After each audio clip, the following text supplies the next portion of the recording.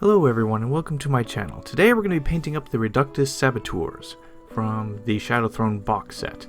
Now, we've already assembled the model all the way up to the point where we get in the way of painting, which is going to cause some trouble. The cape that the person has is two pieces, and there's going to be some very noticeable gaps in between, but there's a lot of detail around the back and side, so it's like, I chose not to assemble it fully with the cape.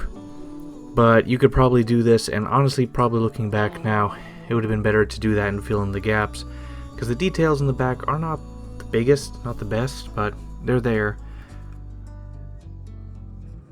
We're going to start off with our pre-coating. With Pallid Witch Flesh and White Scar White, we're going to do our pre-coating. With Pallid Witch Flesh, we're going to use an airbrush, and we're going to airbrush this at a downward angle, like downward 45-degree angle, to catch all the raised areas. Then we're going to use a dry brush and just dry brush everything with White Scar White to pick out the edges and details.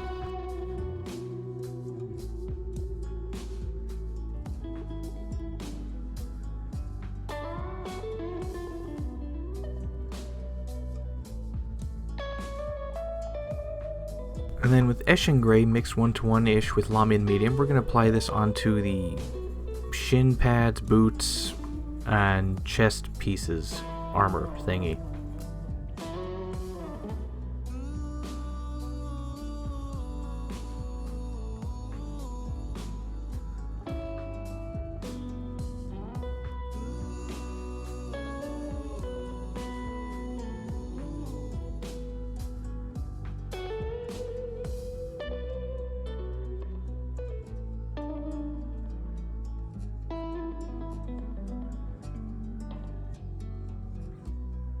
And now with Grey Seer and Temple Guard Blue, we're going to paint the chest piece and the clothes. So with Grey Seer, 1-to-1 with Lamian Medium, we paint the chest pad and the thing that she holds in her left hand, or second left hand, that mine push thingy. I don't know what it's called. And then with Temple Guard Blue, mixed 1-to-1 with Lamian Medium, we're going to apply it to all her clothes, her pants, and her rolled up sleeve on her right arm. And now with Calidor Sky, Daemonette Hide, and Lamian Medium, we're going to take care of the Gene Stealer parts. So with Calidor Sky, watered down with Lamian Medium and a little bit of water to flow better, we're going to apply it to the chitin of her Gene Stealer arms. Then with a 1-to-1-ish mix of Lamian and Daemonette Hide, we're going to apply it to the gaps between the chitin and her Gene Stealer hands.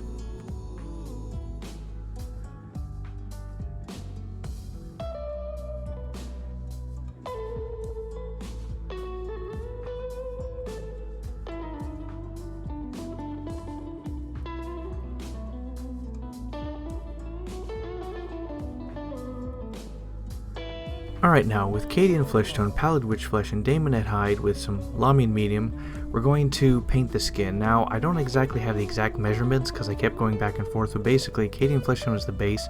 I whitened it with Pallid Witch Flesh and I added a little bit of Daemon Hide to create this white, pinkish, purplish skin, and use Lamian Medium as to dilute it to a wash-like state. And I applied that to all the skin and the face. And then after that happened, I watered it down a bit more and then applied a second layer of this more watered down one to fill in the color.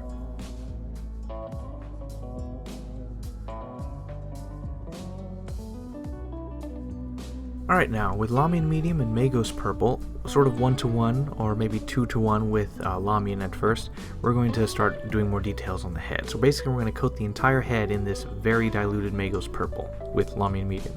And then we're going to use our previous mix of the skin color to pick out all the details, and I do this back and forth a few times until there's some good shading in there. A good gradual transition. Then I try, because her skin is messed up, I try overbrushing a little bit, similar to dry brushing, yeah, pretty much dry brushing, on her busted parts of her face, and then adding wash again, and then picking out details, and this is a bit of a back and forth. And so eventually, after doing it a few times, I then apply a stronger mix of Magos Purple to Lamian Medium into her ruined parts of her face, and then I use a fine brush and just tap tap tap onto the messed up skin on there to highlight that.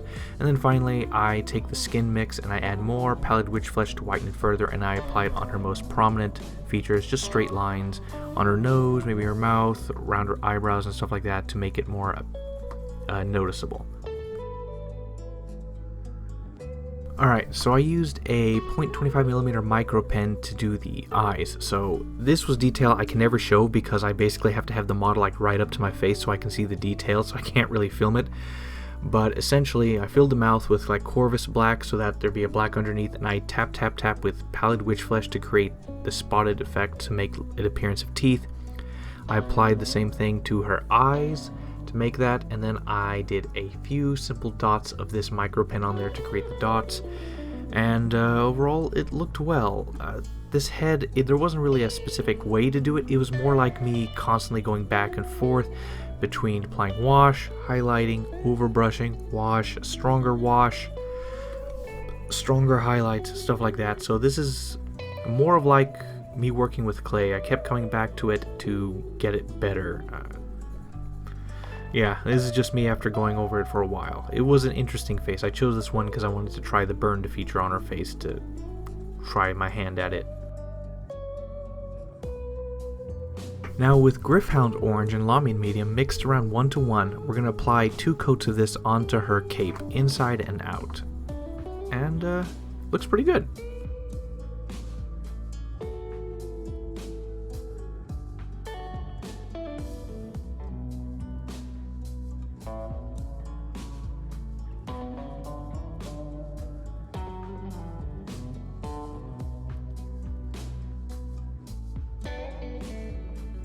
And now with Magenta, Cadmium Red, Lamp Black, French Ultramarine, and Burnt Umber, we're going to add some depth and detail to this model. So with a mix of, it's mostly Cadmium Red and with a little bit of the Magenta in to make it darker, we apply a wash of this onto the capes. And once we do that, we immediately wipe it away, and then we apply a second wash of this again, and then wipe lightly away to create like some coloring. I can use a hair dryer in between to rapidly dry the mineral spirits that is used so that the paint stays a bit better. And once that's done, we take the Lamp Black. We're going to make a wash of this and apply it to the armor, shin pads, boots, and stuff to add depth and color. And then of course wipe a little bit away once it dries a little bit. So you can either wipe immediately or after a little bit to, it depends on how much you want to take off. And then we're going to do a mix of mostly French Ultramarine with a little bit of Lamp Black to make it dark, and we're going to apply it to her clothing and to her Jean Stealer arms. Then we're going to wipe that off. We're going to apply a second layer on our Jean Stealer arms. It's sort of a back and forth. Wipe away with our makeup sponge. Maybe a little bit later, if it dries too much, we can take a paintbrush with some mineral spirits and just like overbrush on it to wipe clean the excess paint. That's one method. And then when that's all good and done, we then take Burnt Umber, just regular paint, and just paint streaks on her. I don't know what this is. It's like a thing for detonation.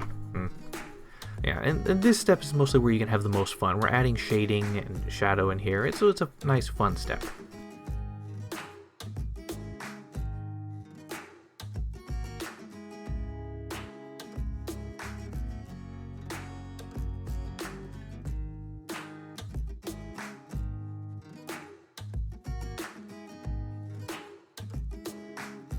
And now with Mournfang Brown and nothing else, surprisingly, so I took Mournfang Brown, watered it down a lot, and applied it onto the backpack on the back, and it highlighted well. It was the upside of doing that pre-coating, so I was like, okay, screw the rest, I got this good. And also there are these belts and straps around, so don't forget those.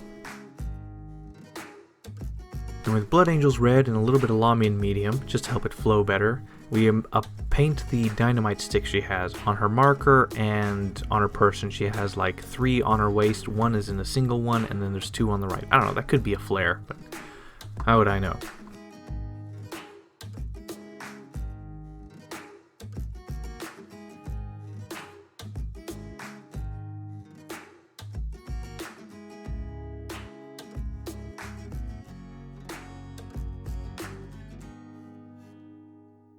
And now with Runefang Steel Air, the only good version of this paint. Don't buy the regular one, only get the Air one. And then with Liquitex Black and Burnt Sienna, or Burnt Umber, whichever one, we're going to paint the metals. So basically with Runefang Steel Air mixed with a little bit of the black ink and we're going to create a dark metal. Also, I forgot to mention this, also add in gloss varnish, because this process actually removes the shine of the metals, makes them dull. So adding a little bit of gloss varnish in will help protect that. And so we're going to apply this to basically all the metals. And it's going to be a nice little highlight. If you did the pre-coating well, it'll naturally highlight. And then once that's done, we're going to go back with Runefang Steel, and we're just going to highlight the open, more plain areas. The highlight is a little stark contrast, so what you could have done is just have a small pool of the Runefang Steel and then bring a little bit of the black from the previous mix of Runefang Steel and black ink in, and then it would just be a softer transition. But just FYI. And then we're going to take the Runefang Steel Air, mix with a little bit of that Burnt Umber, and create a gold. And we're going to apply it to this copper wiring she has on her back, as well as her Tyrannid Genestealer cult symbol she has in the front. Yeah.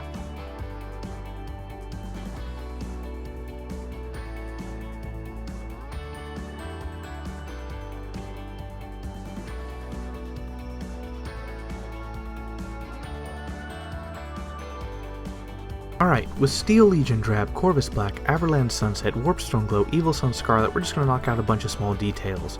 So with Steel Legion Drab, we're going to paint the bomb suitcase, with this. And with Corvus Black, we're going to paint like cords, lines, small stuff like that here and there. And with Averland Sunset, we're going to paint, well, buttons, random buttons. Same with Warpstone Glow and Evil Sun Scarlet, but Warpstone Glow we're going to paint for the I don't know what those, like, the digital images? I don't know what it's called. Basically, there's screens on some of her bombs and stuff, and so we'll use Warpstone Glow for that. Basically, this is just a fun step. You can use any colors you like. I just use these because they're, I don't know, they're kind of basic. Red, green, yellow, simple button colors.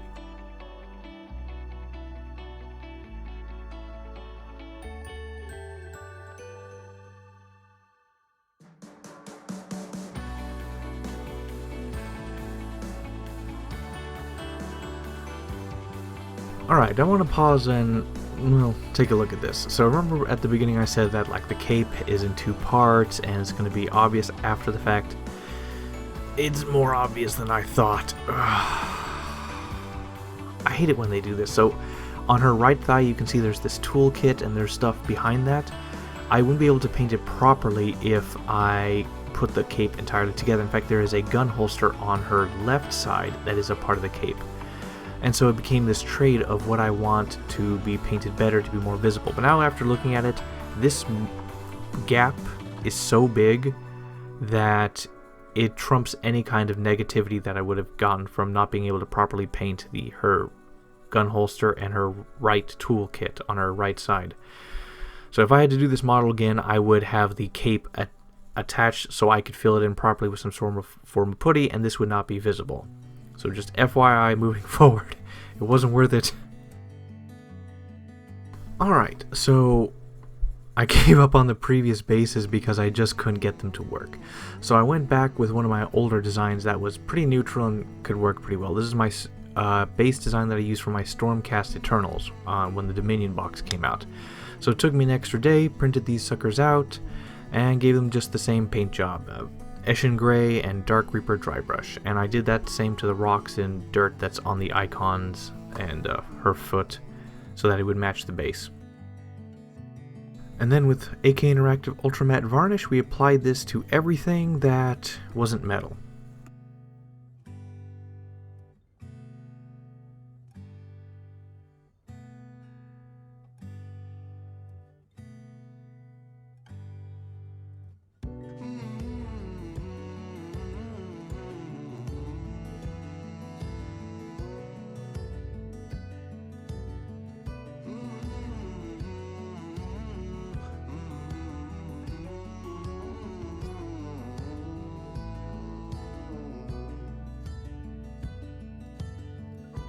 Alrighty then. Done. Mistakes were clearly made, but overall it was a very simple model. I mean, the Genestealer cults are pretty simple to paint. The characters have a little bit of tedious detail, but yeah, looking back, I probably should have just bit the bullet and had the cape attached to the main body. But I will say a few things. The cape, for being incredibly simple to paint, and this paint job came out really, really well. Very easy to do. The oil paints and the bright orange Griffin Hound wash with Lamy medium twice over, it turned out very, very well. I was very pleased with it. Overall, the bases, I mean, I just went with a base that was somewhat neutral, that wouldn't add, or at the very least wouldn't take away, because the previous ones were dropping it down. And man, I don't know what it is, but I cannot 3D print bases to save my life. They keep coming out with so many flaws all the time. Goodness, I printed like 6 different bases, and only 2 of them came out well. Goodness, no matter what I do. Alright then, overall, I mean, she's very similar to the previous ones. The one thing I will say is the face. It was an interesting challenge. It looks better in eyesight than it does in some of these pictures, because like I'm picking out the exact brush strokes in some of these close-ups and it looks bad, but when I look at it with my naked eye, it looks so much better because I can't detect that. So the face came out pretty well, I will say. Might have been able to use a more stronger color, stronger purple, or less diluted at the very least of Magos, to get the dark of her skin a little bit more pronounced, but the face came out pretty well. Her eyes came out really well. Her teeth came out really well. I'm really pleased with that little stippling where I just tap, tap, tap with the brush to get the teeth. That really works well. Her cape came out great with the colors. So there's a lot of things that are very positive. Her skin came out great. The purplish skin, that was wonderful. Cape is wonderful. The rest, I mean, it fits in with the rest. And the base is, it's okay. It's terrible. Well, it's not bad. That's the upside. And yeah. And so overall, I'm going to have to give it a 7 out of 10, because that horrible crack, I didn't think it would be that bad when I was assembling it. If I would have known that, I would have just bit the bullet and had the whole cape assembled with the main body. But that crack is too bad, so 7 out of 10, but whatever. And then finally, I'm almost done with Shadowthrone. That'll be going back to Age of Sigmar for quite a while, actually. Yeah. And so like the video if you like the video, share it if you want to share it, comment if you want to comment, and more to come soon. Finish off this Throne box set for good. Bye.